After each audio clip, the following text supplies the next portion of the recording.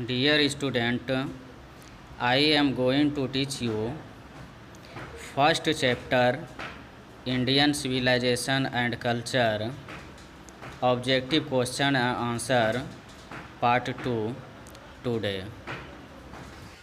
Mahatma Gandhi has written the lesson. Mahatma Gandhi ने कौन सा अध्याय लिखा था? तो कौन सा लिखा था? Young India, the artist, the earth या नन? तो उन्होंने क्या लिखा था? द यंग इंडिया लिखा था। आंसर क्या हो जाएगा? The young India. Our ancestors enjoyed these rules. हमारे पूर्वज आनंद उठाते थे तो किस नियम का? नाइस का, सोसाइटी का, होम का, तो नेशन का। तो किसका पालन करते थे? होम रूल का। आंसर क्या हो जाएगा? Home. Pharaohs were, rulers where.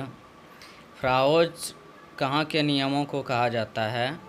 Russia, Japan, Egypt, none? तो Egypt.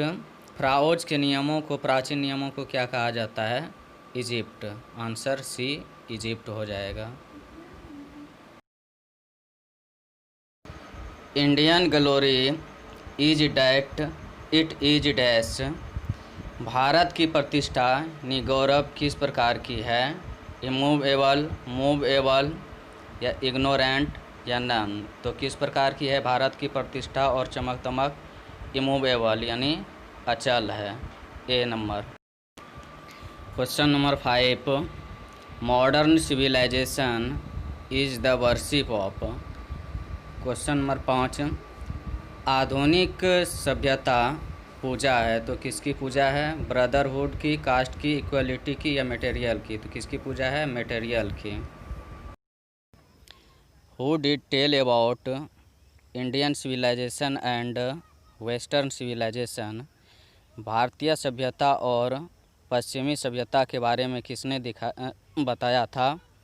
Doctor junior, doctor Zakir Hussain या महात्मा गांधी? नन? महात्मा गांधी ने। This was a spiritual leader than a politician. कौन एक राजनीतिक की तुलना में एक आध्यात्मिक नेता भी थे?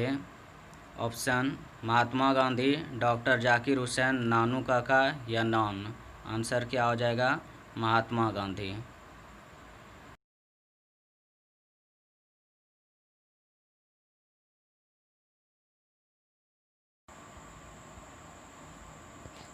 Question number 8, sacrifice is the soul of our.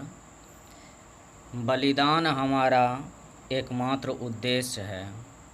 यह किसके लिए कहा गया था? फार्मर, फिलोसफर या लीडर या ऋषिस के लिए? ऋषिस के लिए आंसर हो जाएगा। Question number 9, mind is a restless dash the more it gets the more it wants. दिमाग एक बेचैन सी चिड़िया है, इसे जितना कुछ प्राप्त होता है उससे और अधिक यह चाहता है। किसके लिए कहा है? कॉ के लिए, डॉग के लिए, बर्ड के लिए, नन के लिए? तो किसके लिए? कॉ के लिए, बर्ड के लिए।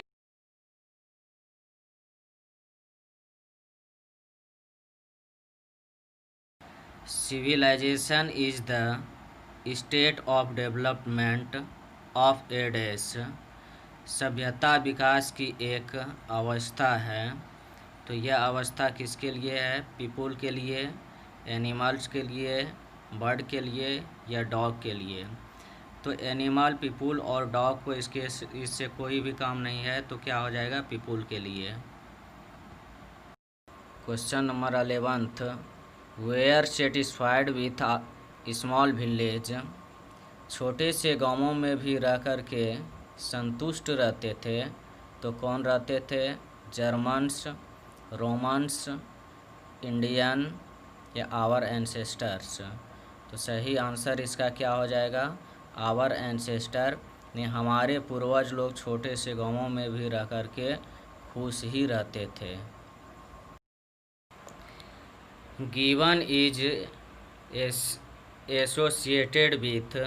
गिवन जुड़ा हुआ है तो किससे जुड़ा हुआ है? इटली से, रसिया से, जापान से या इंडिया से। तो गिवन किससे जुड़ा हुआ है? गिवन का संबंध जो है इटली से है। तो आंसर क्या हो जाएगा?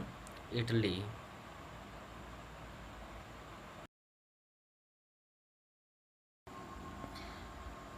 Wealth and luxuries do not make a dash happy. धन और विलासिता से एक भी खुश नहीं है। क्या एक भी खुश नहीं है? एनिमल्स, मैन, बर्ड या कॉ। एनिमल्स, बर्ड, कॉ को धन विलासिता से कोई काम नहीं है। क्या हो जाएगा? Man. Happiness is largely A dash. हमें बड़ी खुशियाँ किस प्रकार से मिलती है? मेंटल कंडीशन से या डिजीज, वेल्थ या नन। तो किस प्रकार से मिलता है? मेंटल कंडीशन बनाए रखने से ही हमें सबसे बड़ी खुशियाँ मिलती है। Answer mental. Question number 15th। People live in an ancient days were satisfied with. लोग प्राचीन काल में कहाँ खुश रहते थे? तो कहाँ रहते थे खुश? टाउन में, मेगा सिटीज़ में, विलेज में? नन। तो विलेज में। When did Gandhi ji go to Champaran. Gandhi ji Champaran कब गए थे?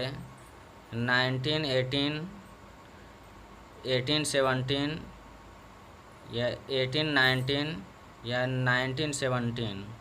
तो आंसर क्या हो जाएगा? गांधी जी 1917 में चंपारण गए थे, 1917 ईस्वी को।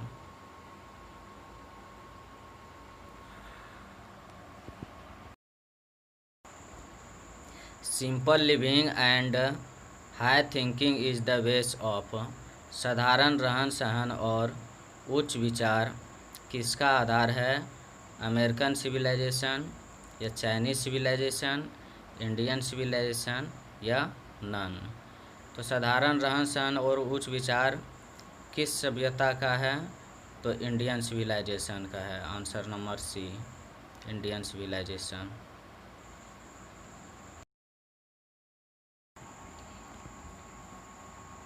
Question number 18।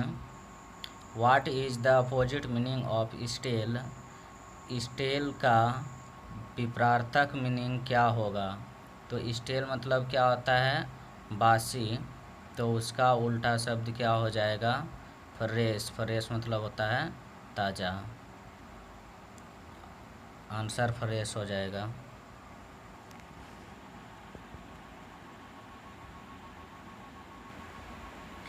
आज के लिए इतना ही। Please like, share and subscribe the channel.